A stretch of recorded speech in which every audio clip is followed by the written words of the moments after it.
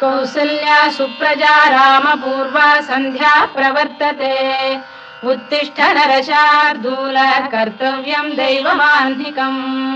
कौसल्या सुप्रजा रामपूर्वा सन्ध्या प्रवर्तते उत्तिष्ठ नरशार्दूल कर्तव्यं दैवमाह्निकम् उत्तिष्ठोत्तिष्ठ गोविन्द उत्तिष्ठ गरुडध्वज उत्तिष्ठ कमलाकान्ता त्रैलोक्यं मङ्गलं कुरु उत्तिष्ठोत्तिष्ठ गोविन्द उत्तिष्ठ गरुडध्वज उत्तिष्ठ कमलाकान्ता त्रैलोक्यं मङ्गलं कुरु मातः समस्त जगतां मधुकैटभारे वक्षो विहारिणि मनोहर दिव्यमूर्ते श्रीस्वामिनि श्रुत जनप्रियदानशीले श्रीवेङ्कटेश दयिते तव सुप्रभातम् मातः समस्त जगतां मधुकैटभारे वक्षो विहारिणि मनोहर दिव्यमूर्ते श्रीस्वामिनि श्रुत जनप्रियदानशीले श्रीवेङ्कटेश दयिते तव सुप्रभातम् तव सुप्रभातमरविन्दलोचने भवतु प्रसन्नमुखचन्द्रमण्डले विधिशङ्करेन्द्रवनिताभिरर्चिते वृषशैलनाथ दयिते दयानिधे अत्र्यादिसप्तऋषयः समुपास्य सन्ध्याम् आकाशसिन्धुकमलानि मनोहराणि आदाय पादयुगमर्चयितुम् प्रपन्नाः शेषाद्रिशेखर विभो तव सुप्रभातम् पञ्चाननाब्ज भव षण्मुखवासवाद्याः त्रैविक्रमादिचरितम् विबुधास्तु वन्ति भाषापतिः पठति वासरशुद्धिमारात् शेषाद्रिशेखर विभो तव सुप्रभातम् ईषत्प्रफुल्ल सरसीरुहनारिकेलपूगद्रुमादिसुमनोहर पालिकानाम् आवाति मन्दमनिलः सह दिव्यगन्धैः शेषाद्रिशेखर विभो तव सुप्रभातम् उन्मील्य नेत्रयुगमुत्तम पञ्जरस्थाः पात्रावशिष्ट कदलीफलपायसानि भुक्त्वा सलीलमथकेलिशुकाः पठन्ति शेषाद्रिशेखर विभो तव सुप्रभातम् तन्त्री प्रकर्ष मधुरस्वनया विपञ्च गायत्यनन्दचरितम् तव नारदोऽपि भाषा समग्रमसहृत्करचाररम्यम् शेषाद्रिशेखर विभो तव सुप्रभातम् भृङ्गावळी च मकरन्दरसानुविद्ध जङ्गारगीतनिनदैः सह सेवनाय वीर्यात्युपान्त सरसी कमलोदरेभ्यः शेषाद्रिशेखर विभो तव सुप्रभातम् योषा गणेन वरदध्नि विमथ्यमाने घोषालयेषु दधिमन्थन तीव्र घोषाः रोषात् कलिम् विदधते ककुभश्च कुम्भाः शेषाद्रिशेखर विभो तव सुप्रभातम् पद्मेश मित्र शतपत्र गतालिवर्गाः हर्तुम् श्रियम् कुवलयस्य निजाङ्गलक्ष्म्या भेरी निनादमिव बिभ्रति तीव्रनादम् शेषाद्रिशेखर विभो तव सुप्रभातम् श्रीमन्नभीष्टवरदाखिल लोकबन्धो श्री श्रीनिवास जगदेकदयैक सिन्धो श्रीदेवतागृह भुजान्तल दिव्यमूर्ते श्रीवेङ्कटाचलपते तव सुप्रभातम् श्रीमन्नभीष्टवरदाखिल लोकबन्धो श्री श्रीनिवास जगदेकदयैक सिन्धो श्रीदेवतागृह भुजान्तर दिव्यमूर्ते श्रीवेङ्कटाचलपते तव सुप्रभातम् श्रीस्वामि पुष्करिणिकाप्लव निर्मलाङ्गाः श्रेयोर्थिनो हर विरिञ्च सनन्दनाद्याः द्वारे वसन्ति वरवेत्र हतोत्तमाङ्गाः श्रीवेङ्कटाचलपते तव सुप्रभातम् श्रीशेषशैल गरुडाचल वेङ्कटाद्रिनारायणाद्रिवृषभाद्रिविषाद्रिमुख्याम् आख्याम् त्वदीय वसतेरनिशं वदन्ति श्रीवेङ्कटाचलपते तव सुप्रभातम् सेवा परा शिव सुरेश कृशानुधर्म रक्षोऽम्बुनाथ पवमान धनाधिनाथाः बद्धाञ्जलि प्रविलसन् निज शीर्षदेशाः श्रीवेङ्कटाचलपते तव सुप्रभातम् घाटीषु देवि खगराज मृगाधिराज नागाधिराज गजराज हयाधिराजाः स्वस्वाधिकार महिमाधिकमर्थयन्ते श्रीवेङ्कटाचलपते तव सुप्रभातम् सूर्येन्दुभौम बुधवाक्परिकाव्य सौरि स्वर्भानुकेतु दिविषत्परिषत्प्रधानाः त्वद्दासदास चरमावधिदासदासाः श्रीवेङ्कटाचलपते तव सुप्रभातम् त्वत्पादधूलिभरितस्फुलितोत्तमाङ्गाः स्वर्गापवर्गनिरपेक्ष निजान्तरङ्गाः कल्पागमाकलनयाकुलताम् लभन्ते श्रीवेङ्कटाचलपते तव सुप्रभातम् त्वद्गोपुराग्रशिखराणि निरीक्षमाणाः स्वर्गापवर्गपदवीम् परमाम् श्रयन्तः मर्त्या मनुष्य भुवने मतिमाश्रयन्ते श्रीवेङ्कटाचलपते तव सुप्रभातम् श्रीभूमिनायक दयादि गुणामृताब्धे देवादिदेव जगदेक शरण्यमूर्ते श्रीमन्ननन्त गरुडाधिभिरर्चिताघ्रे श्रीवेङ्कटाचलपते तव सुप्रभातम् श्रीपद्मनाभ पुरुषोत्तम वासुदेव वैकुण्ठ माधव जनार्दन चक्रपाणे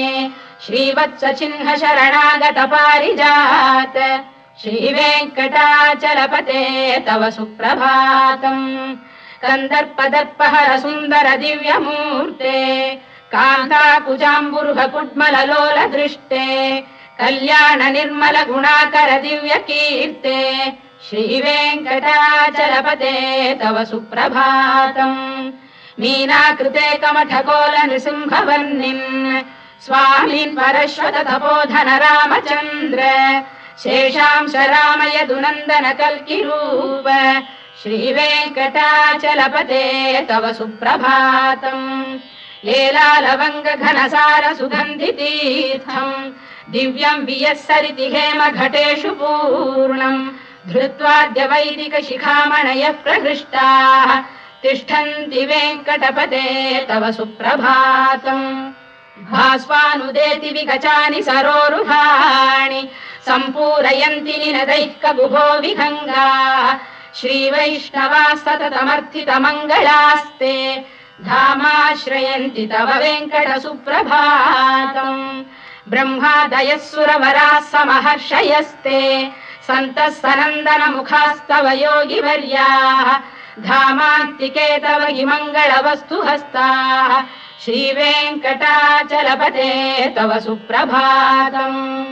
लक्ष्मी निवास निरवद्य गुणैक सिन्धो संसार सागर समुत्तरणैक सेतो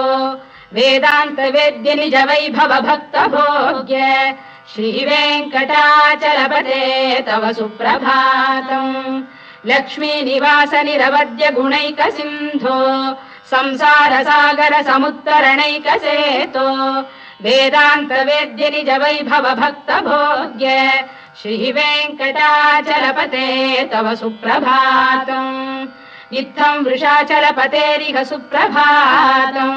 ये मानवाः प्रतिदिनम् पठितुम् प्रवृत्ताः तेषाम् प्रभात समये स्मृतिरङ्गभाजाम् प्रज्ञाम् परार्थ सुलभाम् परमाम् प्रसूते इत्थम् वृषाचलपतेरिह सुप्रभातम् ये मानवाः प्रतिदिनम् पठितुम् प्रवृत्ताः तेषाम् प्रभात समये स्मृतिरङ्गभाजाम् प्रज्ञाम् परार्थ सुलभाम् परमाम् प्रसूते कमलाकुच चूचुक कुङ्कुमतो नियतारुणितातुलनीलतनो कमलायतलोचन लोकपते विजयी भव वेङ्कटशैलपते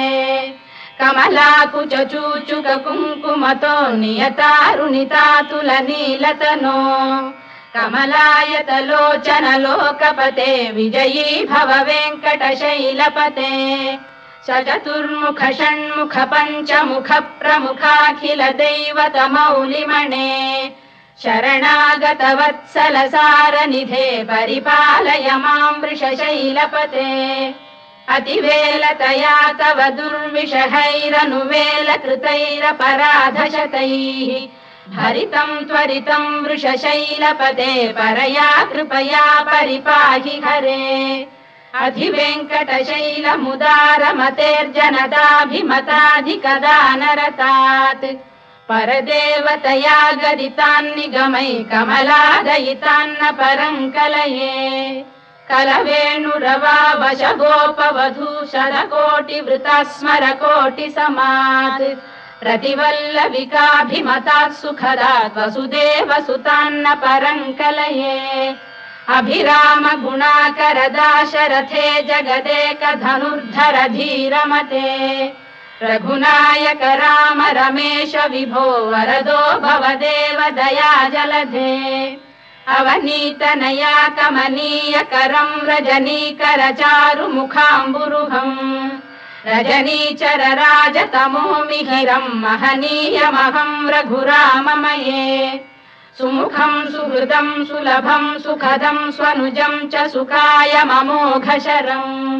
अपहाय रघुद्वहमन्यमहं न कथञ्चन कञ्चन जातु भजे विना वेङ्कटेशं ननाथो ननाथ सदा वेङ्कटेशं स्मरामि स्मरामि हरे वेङ्कटेश प्रसीद प्रसीद प्रियं वेङ्कटेश प्रयच्छ प्रयच्छ विना वेङ्कटेशं ननाथो ननाथः सदा वेङ्कटेशं स्मरामि स्मरामि हरे वेङ्कटेश प्रसीद प्रसीद प्रियं वेङ्कटेश प्रयच्छ प्रयच्छ अहं दूरतस्ते पदाम्भोजयुग्म प्रणामेच्छयागत्य सेवां करोमि सकृत्सेवया नित्यसेवा फलं त्वं प्रयच्छ प्रयच्छ प्रभो वेङ्कटेश अज्ञानिना मया दोषानशेषान् विहितान् हरे क्षमस्वत्वं शेषशैलशिखामणे अज्ञानिना मया दोषानशेषान् विहितान् हरे क्षमस्वत्वं शेषशैलशिखामणे ईशानां जगतोऽस्य वेङ्कटपतेर्विष्णोः परां प्रेयसीं तद्वक्षस्थलनित्यवासरसिकां तत्क्षान्तिसंवर्धिनीं पद्मालङ्कृतपाणिपल्लवयुगां पद्मासनस्थां श्रियम् वात्सल्यादिगुणोज्ज्वलां भगवतीं वन्दे जगन्मातरम् ईशानां जगतोऽस्य वेङ्कटपतेर्विष्णोः परां प्रेयसीं तद्वक्षस्थलनित्यवासरसिकां तत्क्षान्तिसंवर्धिनीं पद्मालङ्कृतपाणिपल्लवयुगां पद्मासनस्थां श्रियम् वात्सल्यादिगुणोज्ज्वलां भगवतीं वन्दे जगन्मातरम् श्रीमन्कृपाजलनिधे कृत सर्वलोक सर्वज्ञ शक्तनतवत्सल सर्वशेषिन् स्वामिन् सुशील सुलभाश्रुत पारिजात श्रीवेङ्कटेश चरणौ शरणं प्रपद्ये श्रीमन्कृपाजलनिधे कृत सर्वलोक सर्वज्ञ शक्तनतवत्सल सर्वशेषिन् स्वामिन् सुशील सुलभाश्रुत पारिजात श्रीवेङ्कटेश चरणौ शरणं प्रपद्ये आनूपुरार्पित सुजात सुगन्धि पुष्प सौरभ्य सौरभकरौ समशन्निवेशौ सौम्यौ सदानुभवनेऽपि नवानुभाव्यौ श्रीवेङ्कटेश चरणौ शरणं प्रपद्ये सद्यो विकासि समुदित्वर सान्द्र राग सौरभ्य निर्भर सरोरुह साम्यवार्ताम् सम्यक्षु साहसपदेषु विलेखयन्तौ श्रीवेङ्कटेश चरणौ शरणं प्रपद्ये रेखामयध्वज सुधाकलशातपद्रवज्राङ्कुशाम्बुरुह कल्पक शङ्ख चक्रैः भव्यैरलङ्कृततलौ परतत्त्वचिह्नैः श्रीवेङ्कटेश चरणौ शरणं प्रपद्ये ताम्रोदरद्युतिपराजित पद्मरागौ बाह्यैर्महोभिरभिभूत महेन्द्रनीलौ उद्यन्नखांशुभिरुदस्त शशाङ्कभासौ श्रीवेङ्कटेश चरणौ शरणं प्रपद्ये सप्रेम भीति कमलाकर पल्लवाभ्याम् संवाहनेऽपि सपदिक्लममादधानौ कान्थाववाङ्मनस गोचरसौ कुमार्यौ श्रीवेङ्कटेश चरणौ शरणं प्रपद्ये लक्ष्मी महीतदनुरूप निजानुभाव नीलादि दिव्य महिषीकर पल्लवानाम् आरुण्य संक्रमणतः किल सान्द्ररागौ श्रीवेङ्कटेश चरणौ शरणं प्रपद्ये निद्यानमद्भि शिवादि किरीटकोटि प्रत्युक्त दीप्त नवरत्न महप्ररोहैः नीराजना विधिमुदारमुपादधानौ श्रीवेङ्कटेश चरणौ शरणं प्रपद्ये विष्णु पदे परम इत्युदित प्रशंसौ यौ मध्व उत्स इति भोग्यतयाप्युपातौ भूयस्ततेति तव पाणितल प्रतिष्ठौ श्रीवेङ्कटेश चरणौ शरणं प्रपद्ये पार्थाय तत्सदृश सारथिना त्वयैव यौ दर्शितौ स्वचरणौ शरणं व्रजेति भूयोऽपि मह्यमिहतौ करदर्शितौ ते श्रीवेङ्कटेश चरणौ शरणं प्रपद्ये मन्मूढिकालियपणे विकटाटवीषु श्रीवेङ्कटाद्रिशिखरे शिरसि श्रुतीनाम् चित्तेऽप्यनन्य मनसां सममाहितौ ते श्रीवेङ्कटेश चरणौ शरणं प्रपद्ये अम्लानघृष्यदवनीतलकीर्ण पुष्पौ श्रीवेङ्कटाद्रिशिखराभरणायमानौ आनन्दिताखिल मनोनयनौ तवैतौ श्रीवेङ्कटेश चरणौ शरणं प्रपद्ये प्रायः प्रपन्न जनता प्रथमावगाह्यौ मातुस्तनाविव शिशोरमृतायमानौ प्राप्तौ परस्पर तुलामतुलान्तरौ ते श्रीवेङ्कटेश चरणौ शरणं प्रपद्ये सत्त्वोत्तरैः सतत सेव्य पदाम्बुजेन संसारतारकदयार्द्रदृगञ्चलेन सौम्योपयन्तृमुनिना मम दर्शितौ ते श्रीवेङ्कटेश चरणौ शरणं प्रपद्ये सत्त्वोत्तरैः सतत सेव्य पदाम्बुजेन संसारतारकदयार्द्रदृगञ्चलेन सौम्योपयन्तृमुनिना मम दर्शितौ ते श्रीवेङ्कटेश चरणौ शरणं प्रपद्ये श्रीशश्रिया घटिकया त्वदुपाय भावे प्राप्ये त्वयि स्वयमुपेय दया स्फुरन्त्या नित्याश्रिताय निरवद्य गुणाय तुभ्यं स्यां किङ्करो वृषगिरीश न जातु मह्यम् श्रीशश्रिया घटिकया त्वदुपाय भावे प्राप्ये त्वयि स्वयमुपेय दया स्फुरन्त्या नित्याश्रिताय निरवद्य गुणाय तुभ्यम् स्यां किङ्करो वृषगिरीश न जातु मह्यम् श्रियकान्ताय कल्याणनिधये निधयेऽर्थिनाम् श्रीवेङ्कटनिवासाय श्रीनिवासाय मङ्गलम् श्रियकान्ताय कल्याणनिधये निधयेऽर्थिनाम् श्रीवेङ्कटनिवासाय श्रीनिवासाय मङ्गलम् लक्ष्मी सविभ्रमालोकसुभ्रू विभ्रम चक्षुषे चक्षुषे सर्वलोकानां वेङ्कटेशाय मङ्गलम् श्रीवेङ्कटाद्रिशृङ्गाग्रमङ्गलाभरणाङ्ग्रये मङ्गलानां निवासाय श्रीनिवासाय मङ्गलम्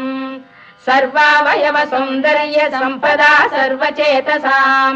सदा सम्मोहनायास्तु वेङ्कटेशाय मङ्गलम्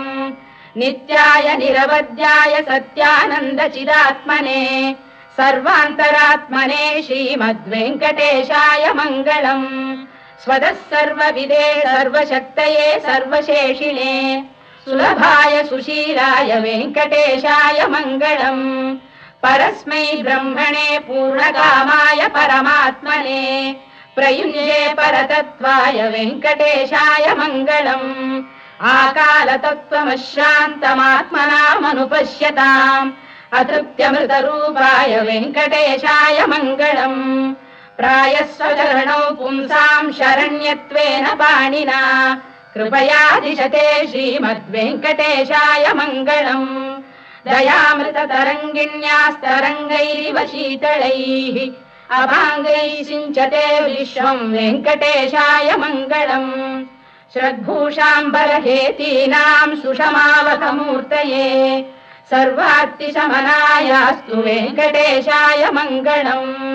श्रीवैकुण्ठविरक्ताय स्वामी पुष्करिणीतटे रमया रममाणाय वेङ्कटेशाय मङ्गलम् श्रीवैकुण्ठविरक्ताय स्वामी पुष्करिणीतटे रमया रममाणाय वेङ्कटेशाय मङ्गलम् श्रीमत्सुन्दरजामातृमुनिमानसवासिने सर्वलोकनिवासाय श्रीनिवासाय मङ्गलम् मङ्गलाशासनपरैर्मदाचार्य पुरोगमैः सर्वैश्च पूर्वैराचार्यैः सत्कृतायास्तु मङ्गलम्।